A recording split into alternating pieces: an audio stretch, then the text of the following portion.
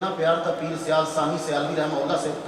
جب آپ بیمار ہوئے نا تو ہر وقت پڑھتے رہتے تھے مہربانا سہربانا راہیا سہربانا مہربانا راہیا شالا جیوے خیر تھی مایا. ہر وقت روتے رہتے ان کی یاد میں روتے رہتے ہر وقت روتے رہتے. ہاتھ مہربانا ساربانا ماہیا شالا جی میں خیرتی وی ماہیا. ہر وقت روتے.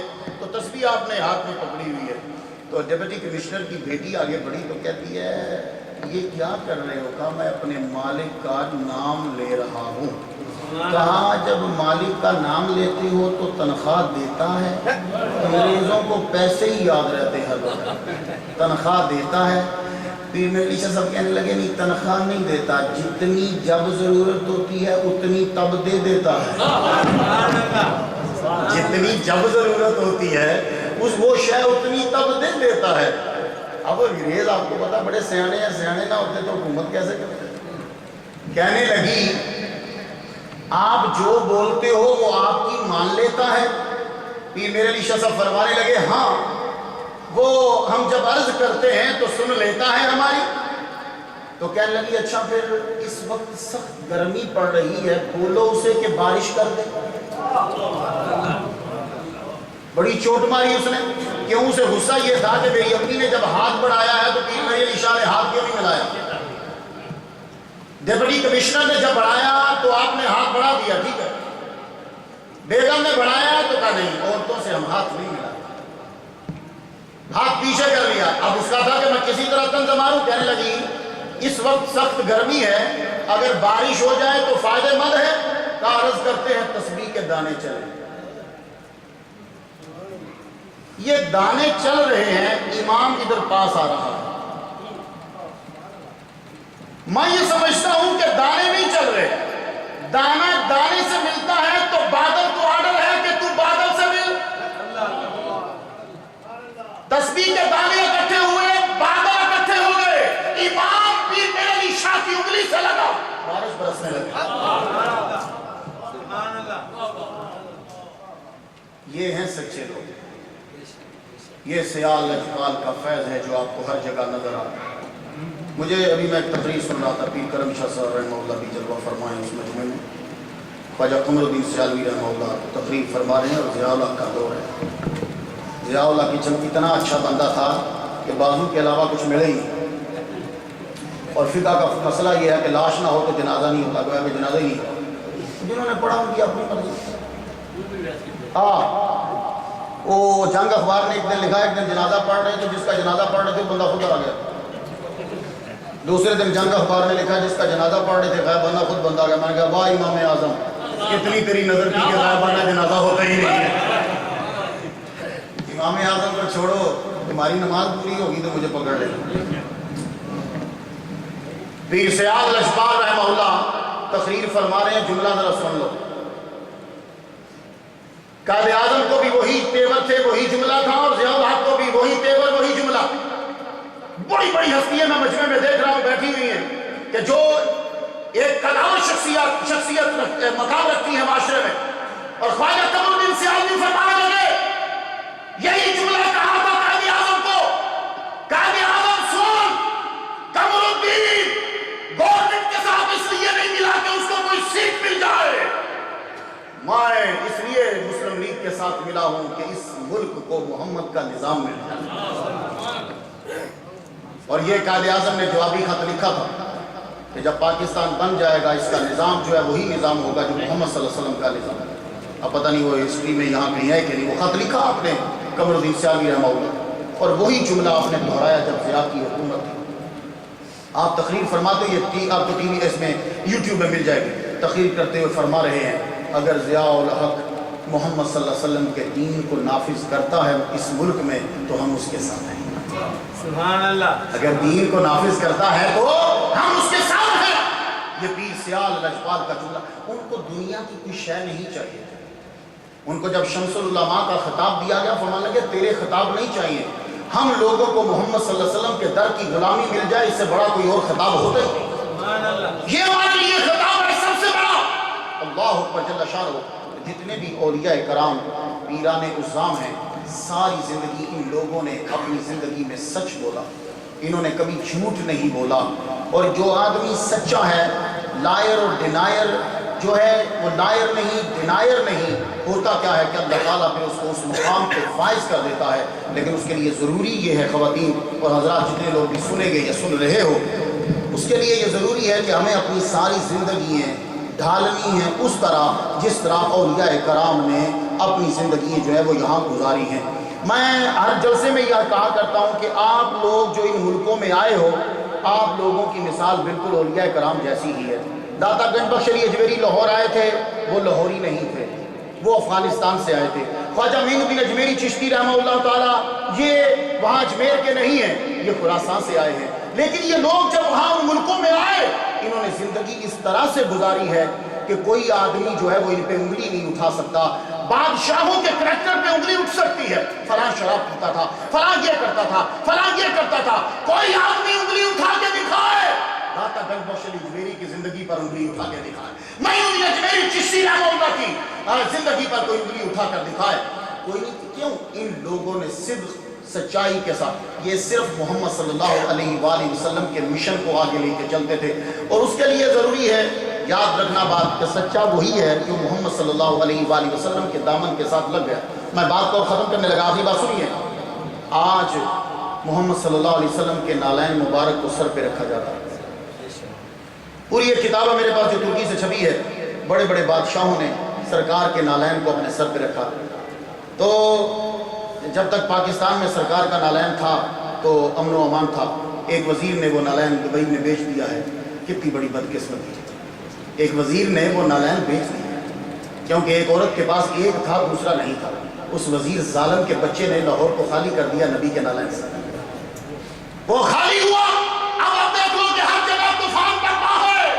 نبی کا نالین جب تک سر پہ رہے گا امن و امان رہے گا. محمد صلی اللہ علیہ وآلہ وسلم کا سایہ جب تک ہے، ان کا عشق جب تک ہے. 1965 کی جنگ تم لوگوں نے جیتی تھی، جانتے ہو کیوں؟ ایک بات بیچ کی بتانا چاہتا ہوں.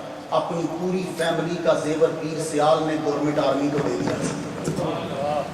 یہ بات شاید آپ کے علم نہ ہو. خواجہ قمر الدین سیال رحمہ اللہ نے 1965 کے اندر اپنی تمام گھر کی عورتوں کا زیور گورنمنٹ کی آرمی کو دے دیا اور ساری آرمی غریبوں کو ماننے والی تھی.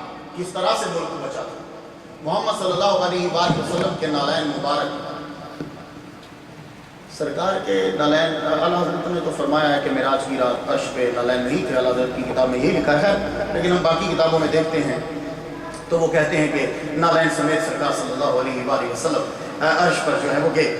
تو محمد صلی اللہ علیہ وآلہ وسلم کے نالین مبارک کو کتنا مقام اور افضلیت مل گئی کہ بادشاہ بھی اپنے سر پر نالین رکھتے ہیں. ایک دفعہ نواب رام پوری جو ہے یہ بیٹھا ہوا تھا اور ملا شریف کی محفل تھی.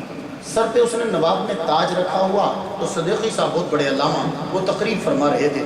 تقریر فرماتے ہوئے کہنے لگے، اب سم ٹائم ایک عجیب کیفیت طاری ہو جاتی ہے. کہنے لگے، نواب تو نے جس طرح سر پہ تاج رکھا ہے، اگر تیرے تاج میں نبی کا نام مبارک ہوتا تو تیری بادشاہت امر ہو جاتی.